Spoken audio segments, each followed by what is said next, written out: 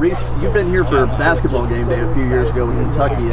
What have you thought so far of this atmosphere, and what are you expecting? I mean, this is one of the more electric, with anticipation, places we've been all year. I think because the magnitude of the game, the fact that GameDay hasn't been here in a number of years.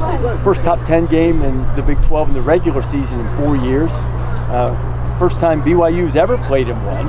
And then with Texas Tech, I mean, I keep hearing people throw around the comparison to the Grand Prix game in 08, and that's pretty lofty praise. And whether you might say there are some differences because of the rivalry with Texas or whatever, that's probably true.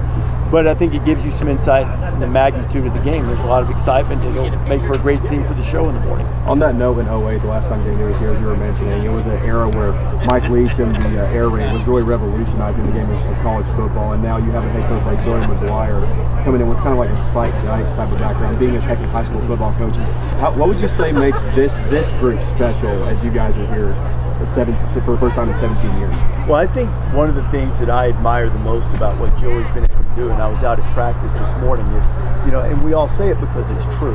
They went into the portal, they spent a lot of money. Everybody says that. You look at the stars they got on defense and how well they evaluated. But the one thing that I admire the most about that is the way they put a culture together. You watch them play, and you can see that. You can see the intensity and the character that they have, competitive character, I mean, in terms of wanting to play for each other. And that's not an easy thing to do. And so that shows me that not only did they just go and get in the game financially, they did their homework about the type of guys they wanted to bring in. Because that's one of the things. This is not a mutually exclusive deal. Guys can make money and have unbelievable competitive character. And it seems to me, now look, I'm not going to make, I just did, but I'm not going to make broad rationalizations, but it appears from watching them all year, and when you watch the way they interact on the practice field, it appears that they have put together a tremendous culture of guys who want to win games. And I think that is, that's really, really impressive. Rece, to that point, a lot of this, 08 was focused on the offense, right? Now it seems like the defense has kind of stepped up in a big way for Tech. Yeah. Talk about just that change in philosophy and how it's made Tech a contender. I think it's the old thing, defense travels, right? And these guys with Rodriguez tackling everybody, and if you don't have the football riveted to your rib cage, he's likely to take it away. The two pass rushers are great. Bailey and Height are just tremendous. Their secondaries played very well. So I think that keeps you in every game. And I think it's because of that overwhelming nature of the defensive front. I left out Lee Hunter, who's been great in the middle too. You can play against anybody. This is an elite level defensive front. It's going to keep you in games, no matter who you play with. Big 10, SEC, other Big 12 teams, you're going to have a shot because that typically doesn't slump. Sometimes you're going to have weather or just an off day, or receivers are going to have trouble getting their footing, quarterback's going to be a little off. That happens from time to time. But the guys who can line up and get after you, that tends to be pretty consistent. So I think it's a really, really big thing and a big factor why they can not only make the playoff, but can have an impact in the playoff once they get there. Staying with that defensive part, we were asking Desmond about it. With there not being a real front runner for the Heisman, what is a realistic possibility with a guy like Jacob Rodriguez getting maybe at least to go to New York? I mean, I'd love to sit here and pander to the fans and say it's realistic. I'd be very surprised. What you need in that position, you need wow plays. You can't be, sometimes at quarterback or even at running back, you can accumulate big numbers. I don't think accumulating tackles will do it. Now, you let him rip the ball out of Bachmeier's hands and score, intercept a pass and score, and tackle everybody, then maybe something like that. So you need, I think at that position particularly, you need wow moments. Buckets, that's a different deal. The other defensive awards, those are different deals. But if you're talking Heisman, you probably need something like that. Now, I don't think it's very likely, but it's fun. Yeah. It's fun to talk about. Fun for Mrs. Rodriguez to push on social media too, right? So that's good. It's a good thing. You've seen a lot of different versions of BYU football in your broadcasting career. What do you think the Big 12 has done for this program and what they can become going forward? They're very physical. When you go and play BYU, you're going to get hit. And, that's kind of always been the case. But I think the necessity of knowing you're going to have to do it week in and week out is a little bit different. I think the Big 12 as a whole has changed a lot from the era we were talking about earlier, where everybody was, 66-59, Baker against Patrick. That's kind of fun. I like some defense. I like seeing great offense perform against elite defenses, not just 7-on-7 type stuff. Not that's a bit of an exaggeration. You know what I mean. And I think now what you've seen is more teams in the Big 12 that have high-level defenses. I mean, these two teams do. These two teams play defense. Iowa State, even though they've been struggling and basically all of their defensive guys are hurt, but they play good defense. A lot of other teams do as well.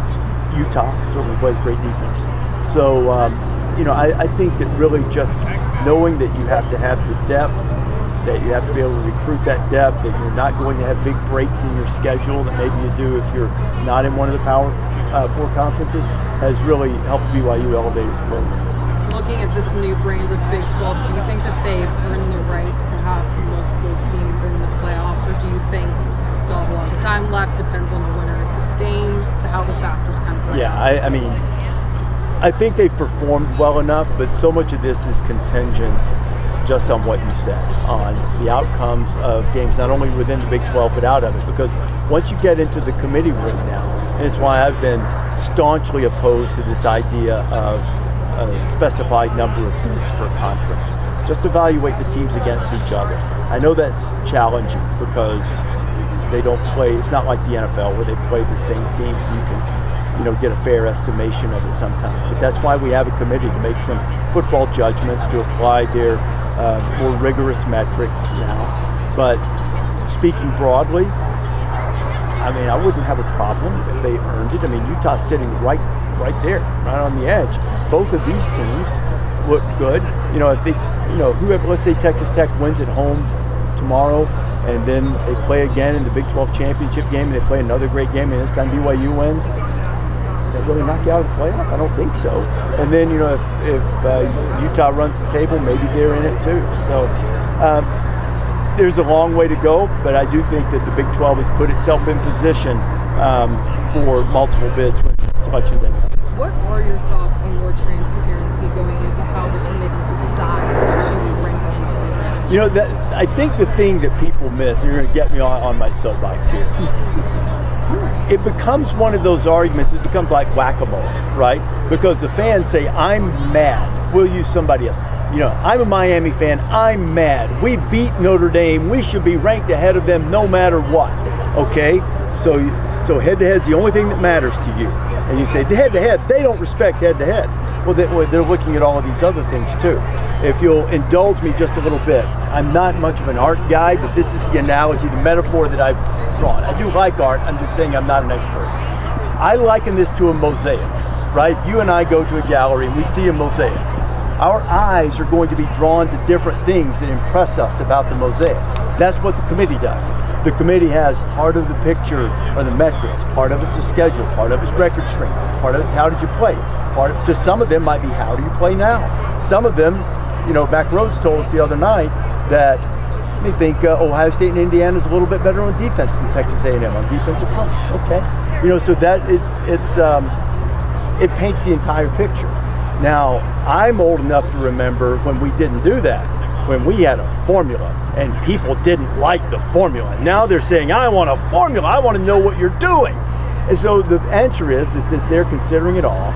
And just because they might not agree with a certain group of fans doesn't mean they're getting it wrong. It also doesn't mean they're getting it right. But I do like the fact that they're being a little more transparent with their metrics. Some of the things that they're using they view as proprietary, and they would prefer not to give the specific formula for what they're doing. But they are looking at record strength, a metric that measures how well an average playoff contender would do against that schedule. They're taking that. They put teams now in tiers, and some of you statistical geniuses might be able to find some flaws with that, and I talked to one this week who does, but they are saying, look, just because someone ranks 10 and someone ranks 18, there might not really be a significant difference in that in terms of strength of schedule. So where do we draw? Bet you didn't bargain on getting standard deviation in here. If there is more than one standard deviation away from those two, well then maybe they are different. Maybe we don't compare them that way. So that's unbelievably long way to say that I do applaud their transparency, but I do also understand them protecting some proprietary information. And I think that in our sort of culture of let's get mad if people don't agree with me, that there's a lot of that too. That whatever answer they have, somebody's going to be mad. What impresses you about Baron Morton? I think his release, his toughness, his leadership. I got a chance to just run by and say hello. He was real fast this morning. I think he's a guy who can make all the throws and can complement their defense really well. He can move if he has to. He's not I don't think he's going to be a great runner, but he can move. He can pick up first down when he needs to. And I think just his veteran savvy is one of the things that's really good. Knows how to use his weapons, makes good decisions, and that'll be paramount in this game because BYU, like Texas Tech, is very good at taking the football away. Who's a player come for Bear Bachman you've seen over the years?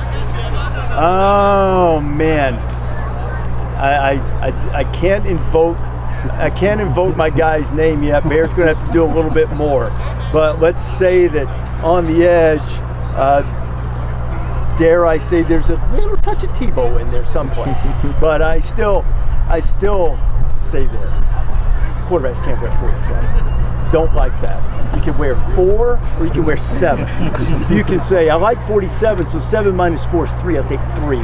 Or 4 plus 7 is 11, I'll do that. But 47s are for tackling quarterbacks, like my friend David Pollock, who was great at that. That's 47. So he needs to be 4, or he needs to be 7. I'll admit, I won't say I'm accepting it, but it's growing on me, largely because he's so stinking good. But yeah, he's a really good player. Other than 47, that's all I've got to criticize Bear. I understand he even plays a mean guitar out there. And Texas Tech receiver was Hayden Wigginton, is that right? Mm-hmm. He performed for the students out there, so maybe at some point, if they used to meet in the Big 12 championship game, Bear Bachmeyer and Hayden Wigginton can go and square off and have a contest or something. That'd be great.